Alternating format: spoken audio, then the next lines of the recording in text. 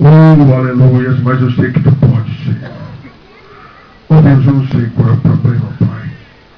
Mas sei que nenhum problema é impossível a tua ordem, Senhor. Então, nesse exato momento, Pai Santo, seja qual for o problema, Pai, que seja solucionado, Senhor, no poder do nome do Senhor Jesus Cristo e na unção do Espírito Santo.